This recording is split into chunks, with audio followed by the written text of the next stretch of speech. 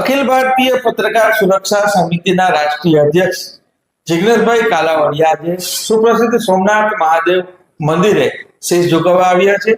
ત્યારે ગીર સોમનાથ જિલ્લાના પત્રકાર સંગઠનની પણ તેઓએ મુલાકાત લીધી હતી અને તેઓ જુનાગઢ, રાજકોટ, ગોંડલ આ સહિત પત્રકાર સંઘોની તેઓએ મુલાકાત લીધી છે। શું છે તેમનો એજન્ડા તેમને જ પૂછીએ। જી જિગ્નેશભાઈ। ધન્યવાદ મિતેશભાઈ। જય સોમનાથ। અખિલ ભારતીય પત્રકાર સુરક્ષા સમિતિ છેલ્લા 10 વર્ષથી પત્રકારોના હિત માટે સતત સંઘર્ષરત છે અને દેશના 20 થી વધુ રાજ્યોમાં હાલ કાર્યરત છે। ગુજરાતમાં પત્રકારોના ઘણા બધા પ્રશ્નો છે। આપણે પૂર્વ મુખ્યમંત્રી વિજયભાઈ રૂપાણી અને વર્તમાન મુખ્યમંત્રી શ્રી ભૂપેન્દ્રભાઈ પટેલને આ વિષયને લઈને થોડી રજૂઆતો કરી ચૂક્યા છીએ અને એમના દ્વારા પત્રકાર મિત્રોને જે આશ્વાસન આપવામાં આવેલા છે આશ્વાસનની પૂર્તિ હજુ સુધી થઈ નથી।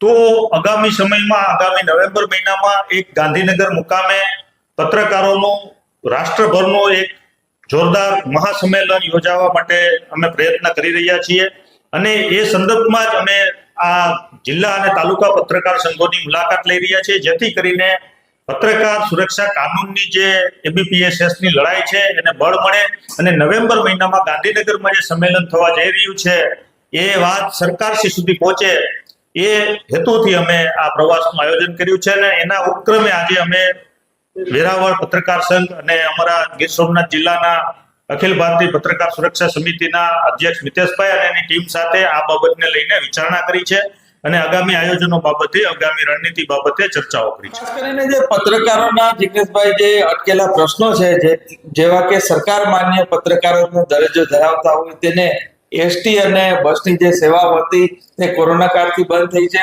તેમજ જે ટોલ ટેક્સના મુદ્દાઓ પણ આપણે અવાજ ઉઠાવ્યો છે તે પણ હજી સરકારે જાહેરાત કરી છે પણ અમલવારી નથી થઈ। શું કહેશો, આગળની શું રણનીતિ રહેશે? મિતેશભાઈ, પત્રકારોની જે સેવા છે એ પર ઇમરજન્સી સેવાનો એક ભાગ છે એટલે પત્રકાર મિત્રોએ અવારનવાર આ બાબતને લઈને રજૂઆતો કરી છે। કોરોના કાળની અંદર જે વર્ષોથી આઝાદી કાળથી પત્રકારો માટે સવલત ચાલી રહી હતી, ટ્રેનોની અંદર કન્સેશનની, એ વ્યવસ્થા બંધ કરી દેવામાં આવી છે અને પત્રકારોની સમગ્ર દેશમાં આ બાબતને લઈને અનેક રજૂઆતો પછી પણ કોઈ પરિણામલક્ષી કામગીરી કરવામાં આવી નથી।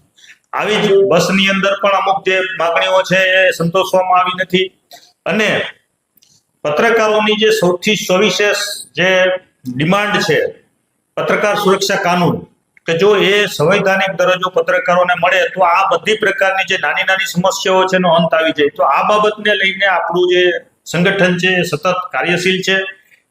ટોલ ટેક્સના મુદ્દાને લઈને આપણે કેન્દ્રીય પરિવહન મંત્રી નીતિનભાઈ ગડકરીને પત્રકાર સંઘો દ્વારા અલગ અલગ પત્રકાર યુનિયનો દ્વારા અનેકવાર રજૂઆત કરવામાં આવી છે કે કાયમી ધોરણે આ પ્રશ્નોનો નિકાલ લાવવામાં આવે, પરંતુ એ દિશામાં પણ કાર્યવાહી થઈ નથી। એટલે પત્રકાર મિત્રોને ખાસ મારે આ તકે કહેવાનું છે કે અત્યારનો જે સમય છે એ એવો સમય છે કે જ્યાં સુધી તમે તમારો અવાજ છે એને ઊંચો ન કરો ત્યાં સુધી સરકાર સાંભળતી નથી। તો ફરજિયાત હવે પત્રકાર મિત્રોએ પણ મેદાનમાં આવવું પડશે। હકીકતમાં મેદાનમાં આવવું એ પત્રકારોનું કામ નથી। પત્રકારોની લડાઈ છે પેનથી લડનારા જમાત છે, પણ ના છૂટકે સરકારશ્રી દ્વારા જે પત્રકારોના હક અને અધિકાર છીનવવામાં આવી રહ્યા છે એની સામે પત્રકાર સંગઠનોએ અને પત્રકારોએ સાથે મળીને મૂવમેન્ટ કરવી પડશે। જી જિગ્નેશભાઈ, આભાર કે પત્રકારો માટે આપ દિવસ રાત ચિંતા કરી રહ્યા છો।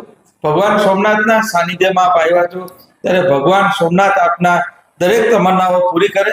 પત્રકારો દરેક ક્ષેત્રે આપ જે મદદરૂપ થઈ રહ્યા છો, આપની જે માંગણીઓ છે સરકાર સુધીની, સરકાર તે માંગણીઓ વહેલી તકે પૂરી કરે તેવી સોમનાથ મહાદેવને પ્રાર્થના। ધન્યવાદ।